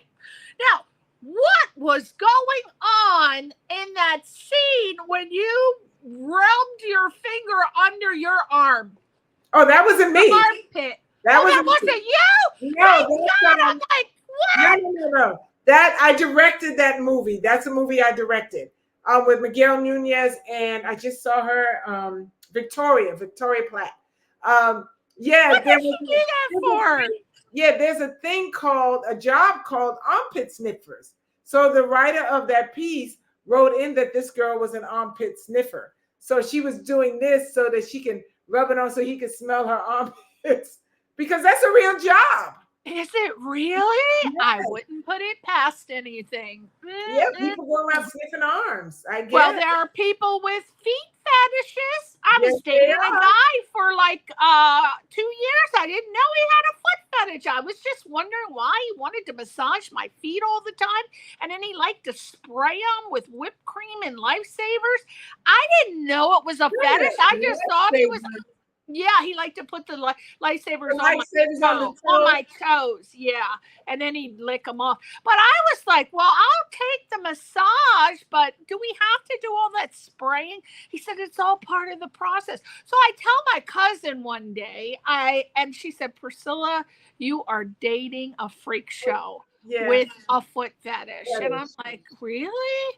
I didn't even think about that. No, didn't think. So Armpit Sniffer is it's a real gig. Surprised. All of you unemployed people, anybody need a job? You got a feeder and feedee where the men, I'm like, I'll be a feedee. Send me the food. I'll chop that shit up. And you can record it. How much you got? How much you got? How much you gonna give me? I'll eat some shit. But yeah, that's a whole profession. Armpit sniffers. They got all kinds Live of you learn, huh?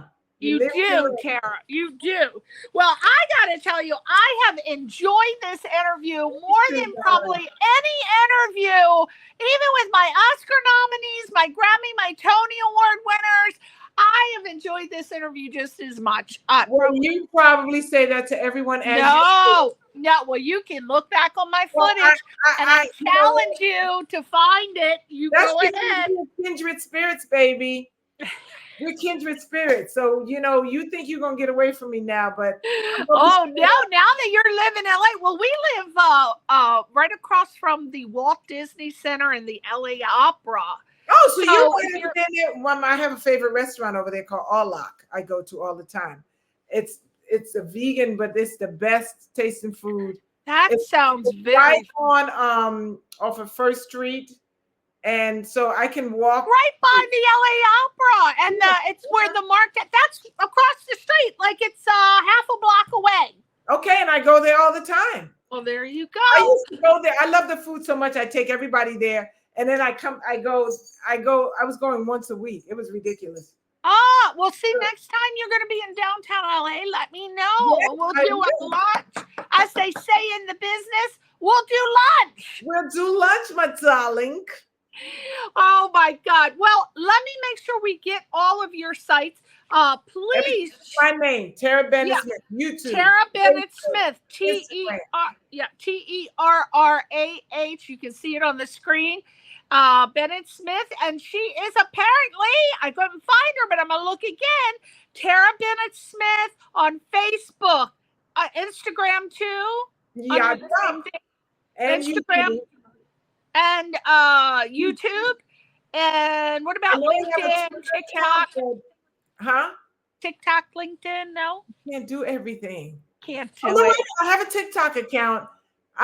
My son's telling me I got to do something with it, so don't even. Oh, you do, but don't. I tried to put my shows on there, but they only give you like 1 or 2 minutes, so I can't put my whole show on there. So I would have to. Edit and do snippets. I don't have time to do snippets. And also on LinkedIn under Terrah Bennett Smith. So. Terrah Bennett Smith. Oh, I'm on LinkedIn. I'm gonna look for you. I'm gonna look you up on there.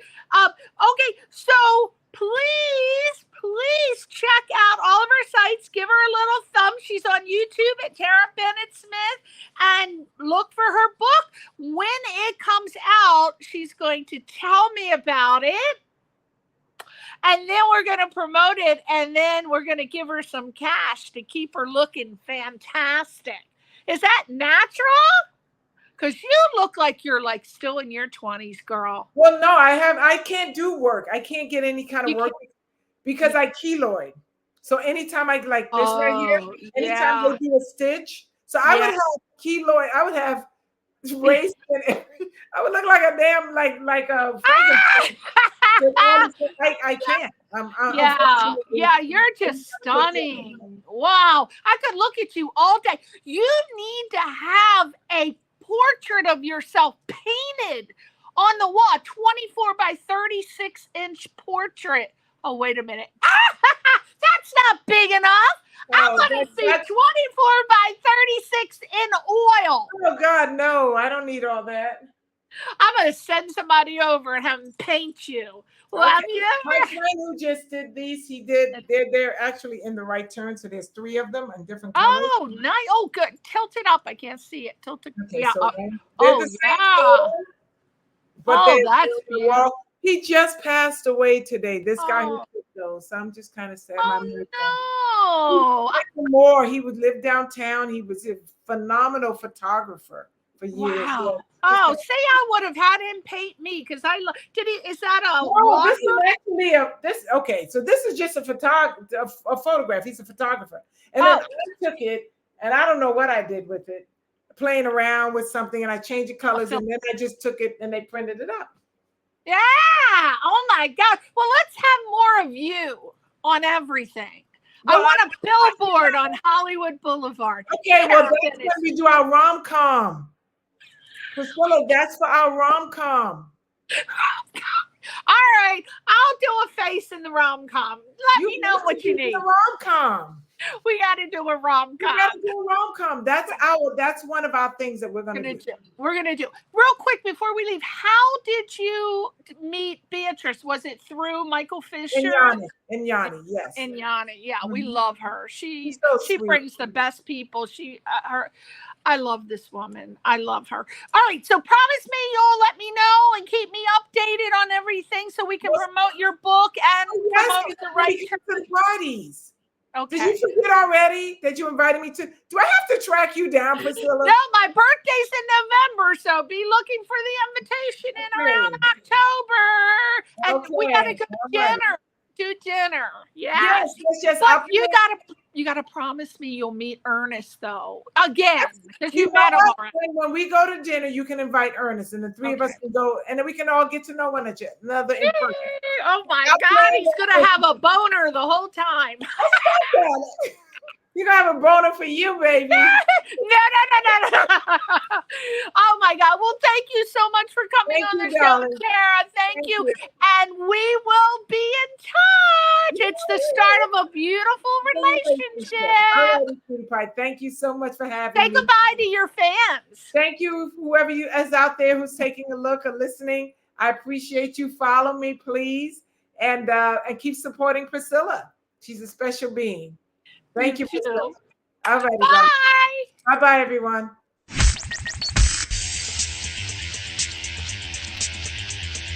You're listening to Question Reality. Question Reality with Priscilla Leona.